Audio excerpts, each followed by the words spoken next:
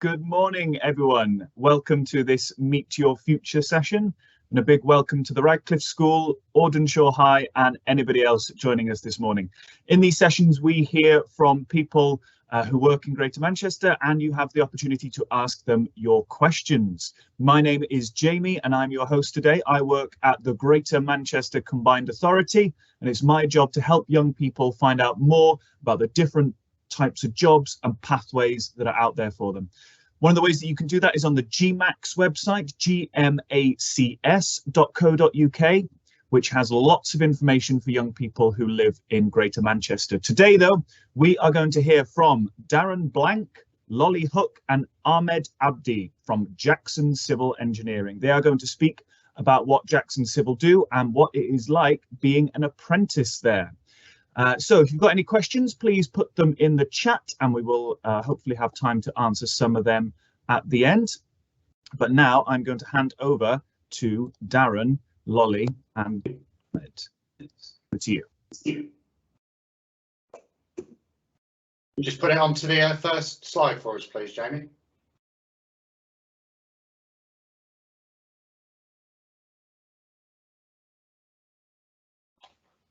So, hi there, everyone. Just while Jamie brings the title up of our show, I'll briefly introduce us. So, as mentioned, we're Jackson Civil Engineering. We're not located purely in Greater Manchester. We're a national civil engineering firm. I'll go into the sort of meat and bones of what we actually deliver and what we do on a day-to-day basis. But what I'll first start to do is introduce myself and my colleagues here, Lolly and Ahmed, and give you an idea of where we came from and how we got to where we are right now. And then we'll move into the apprenticeships that we offer within Jackson's and the routes to the sector that we work in. Slide, please, Jamie. And again. Yeah. So first of all, as I mentioned, my name is Darren Blank. I'm a project manager with Jackson Civil Engineering. So basically my job is to, as it says, manage the entire project. And obviously I have a team that sits underneath me that actually does the hands-on work on site while I deal with the finances, the client interfaces, stakeholder management and all that interesting stuff that you're probably thinking, what's he talking about? So just as a brief history of who I am, how I got here, as you can see there in those pictures, that's me in a former life, working in Afghanistan.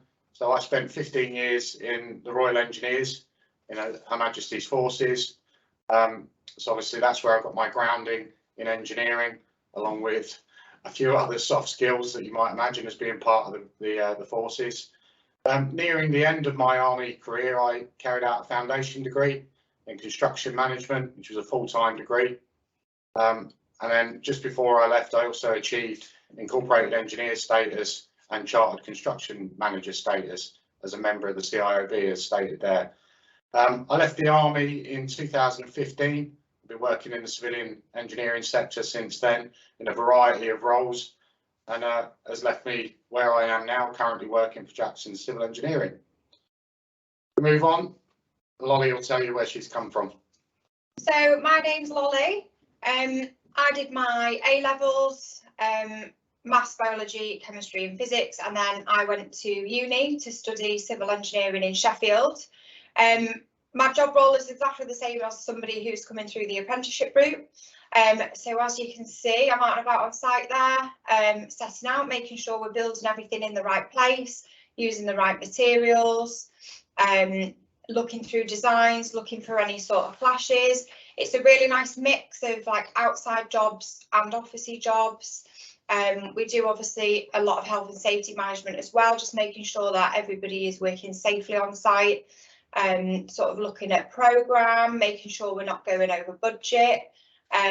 We get up to all sorts really. If we can just have an intro from Ahmed. Hi there everyone, my name's Ahmed. I'm a trainee engineer working for Jackson's. Been working for Jackson's for about 6 or 7 months now, and I've learned loads. My engineering career path is similar to Lolly's. So my A-levels were maths, chemistry and computing. I've always had a passion in maths, and I decided, I wanted to go into something where I could apply those math skills into the real world. So I decided to go and do a civil engineering degree at Loughborough University. I've done 2 years of my civil engineering degree, and instead of just going on to my final year, I've decided to take a placement year. So it's like an industrial year with Jackson's.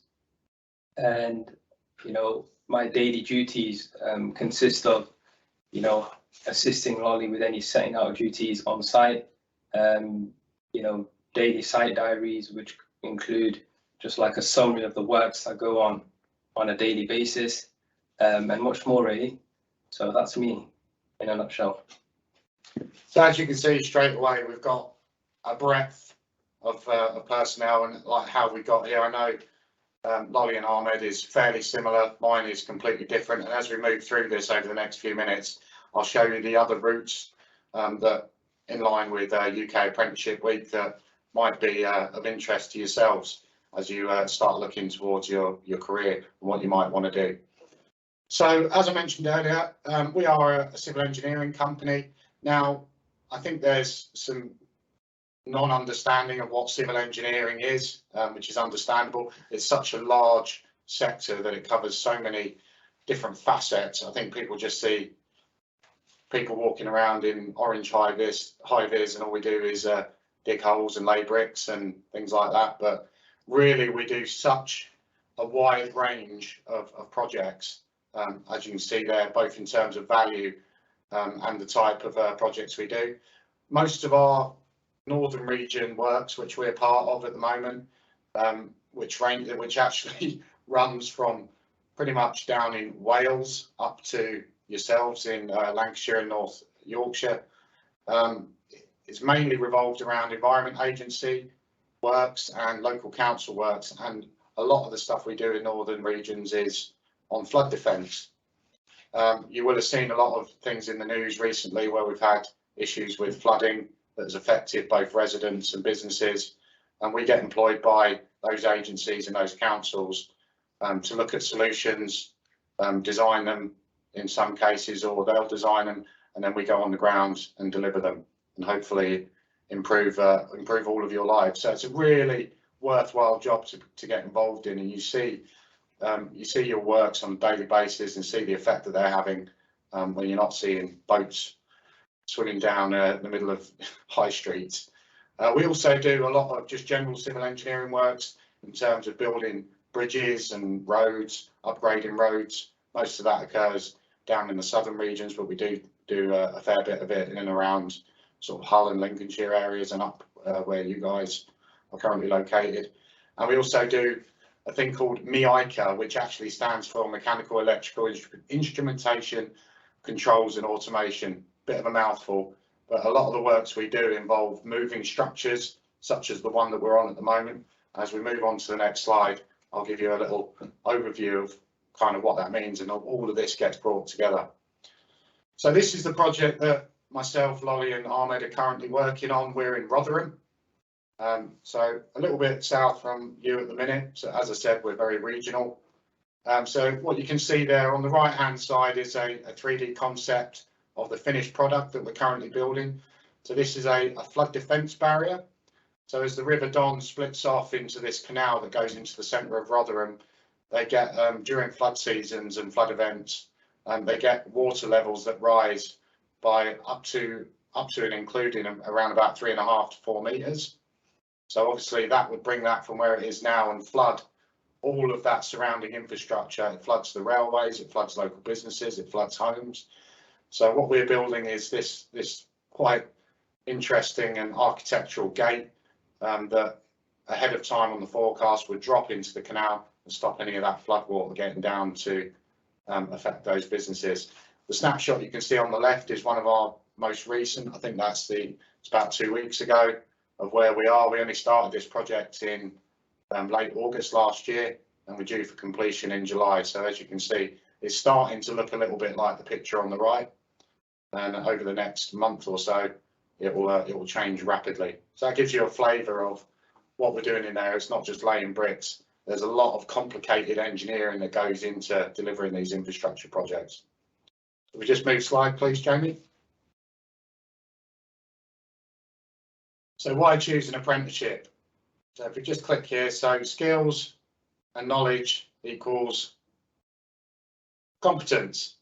Okay, so apprenticeship routes are fantastic in my view. I mean, obviously you've got the route that Lolly and Ahmed chose to go to study full time and then take a, well, in Ahmed's case, take a placement year. So you stop 2/3 through that degree and you go and get some real life work experience for 1 year, and get some soft skills, which is really important, I think, so that you're not just coming out of uni after 3 years time and then being introduced into the world of work and having to catch up on those soft skills because you've just been in this cocoon of university for 3 years. So it's a real good alternative to just full-time higher education. Obviously these guys haven't done that, I haven't done it, but it's a massive push at the moment to offer this.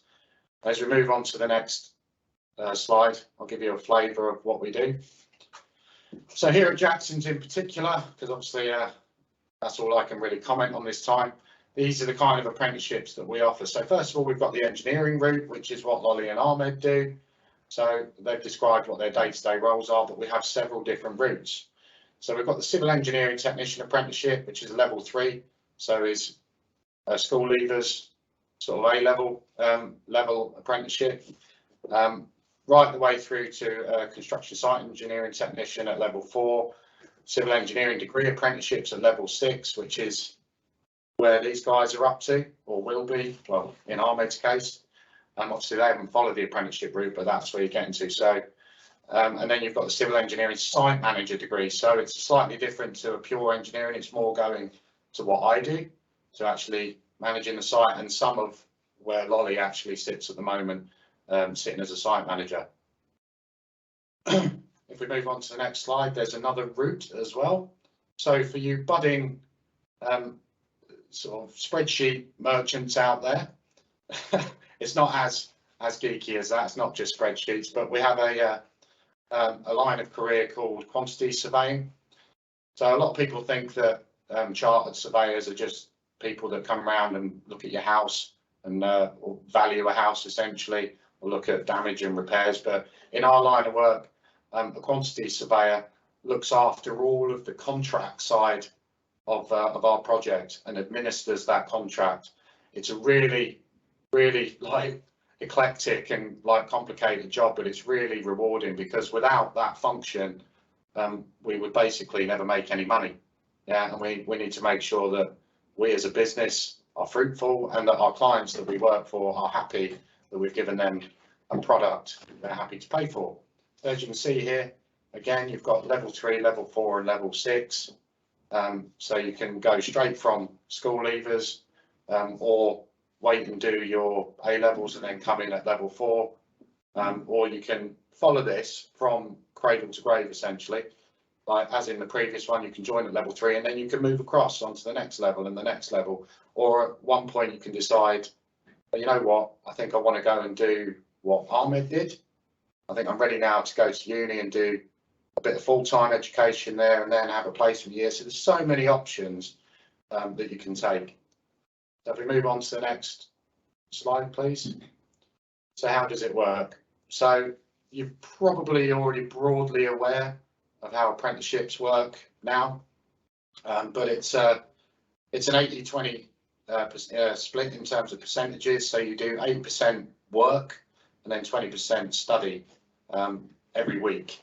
Now that can take many forms. You can either do 4 days of work and 1 day at college, or 1 day studying from a virtual environment home, or you can split that down into part of a working day, blocks of time. There's many ways of doing it that will fit in with both the project that you're working on and your sort of free time, essentially, your home life.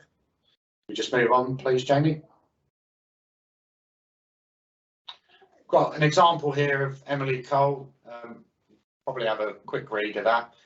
So Emily's one of our civil engineering apprenticeships we've got at the moment. She's actually working down in the southern region, but we're currently bringing on some apprentices into the northern regions.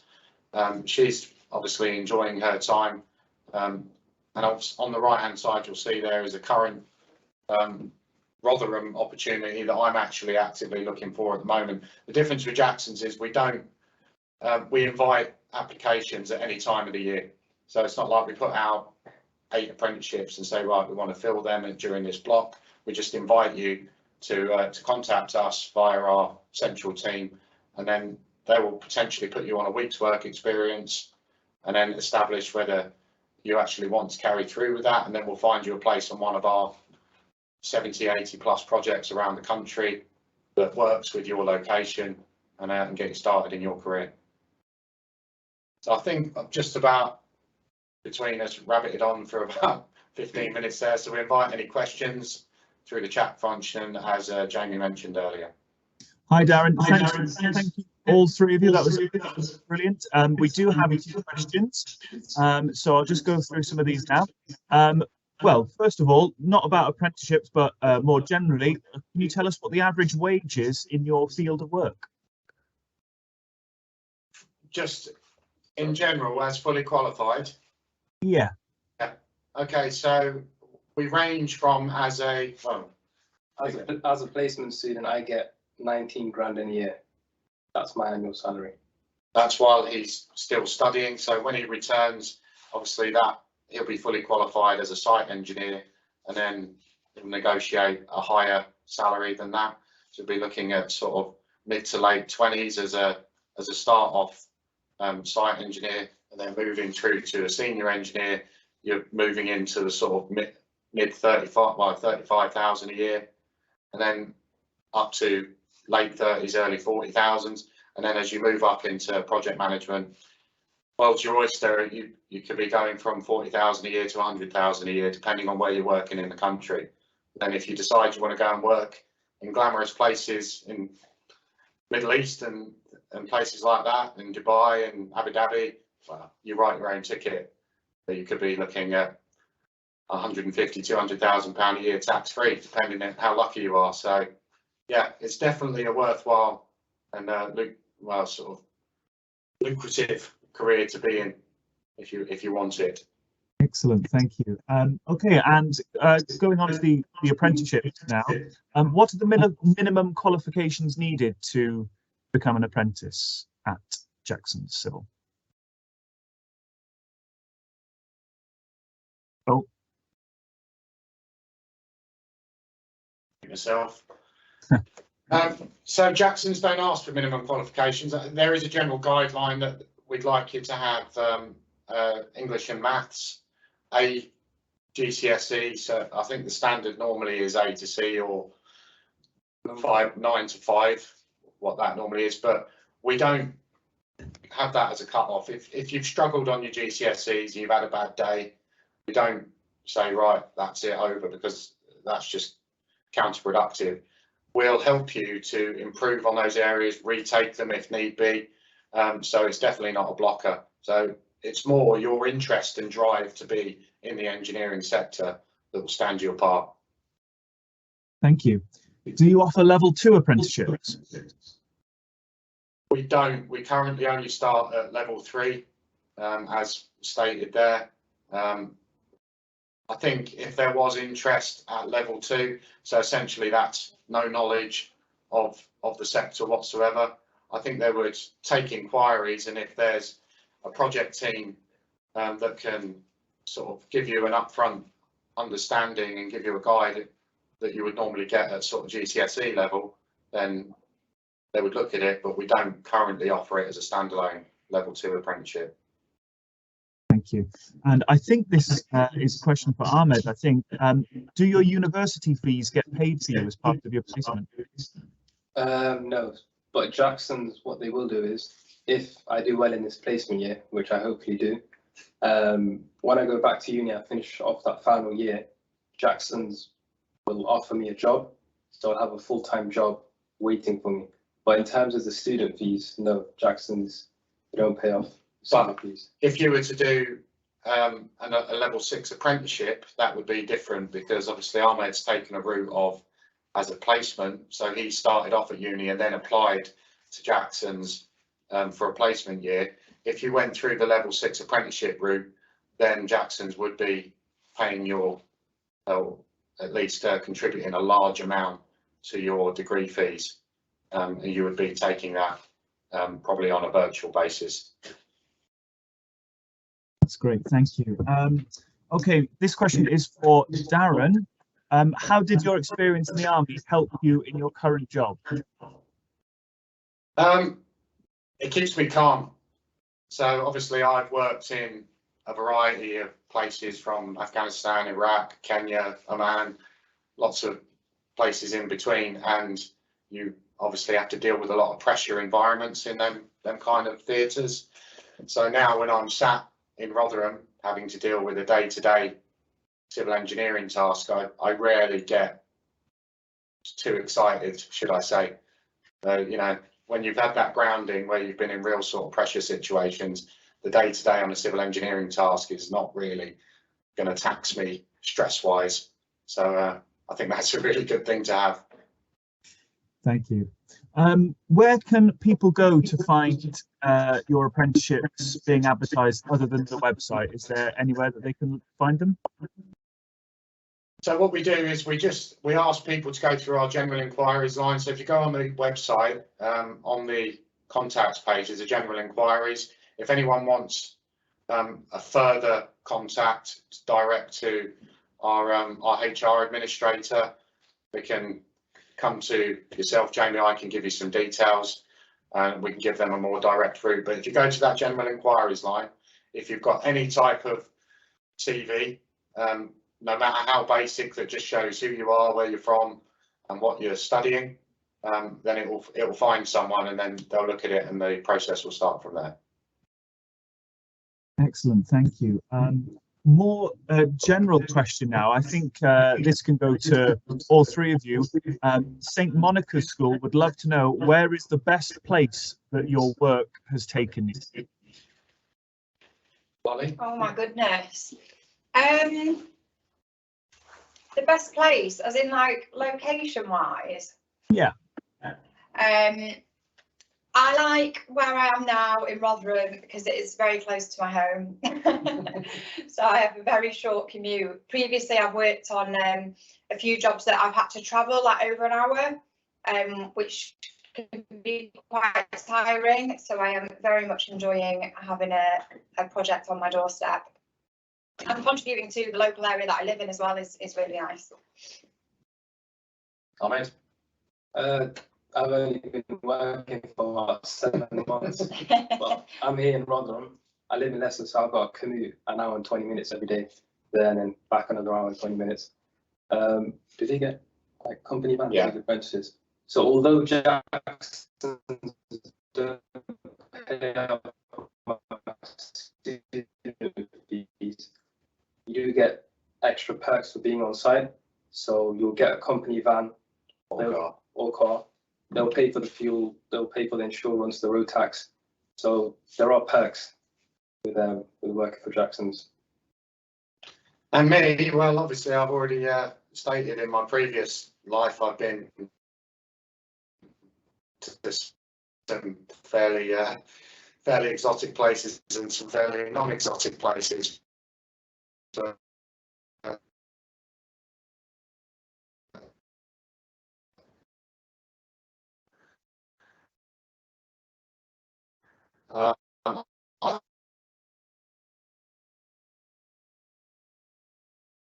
I think all of the experiences that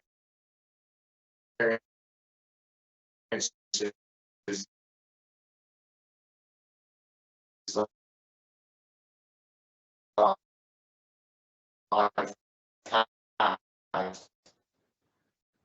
have contributed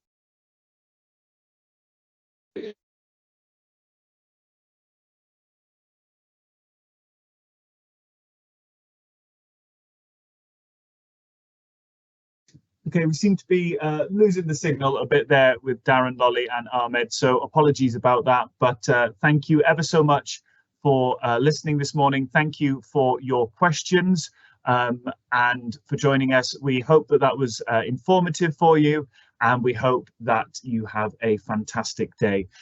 Do check out for more information on apprenticeships and lots of other things as well. Please do check out the GMAX website, gmacs.co.uk, and we hope that you will join us for another Meet Your Future session. Thank you.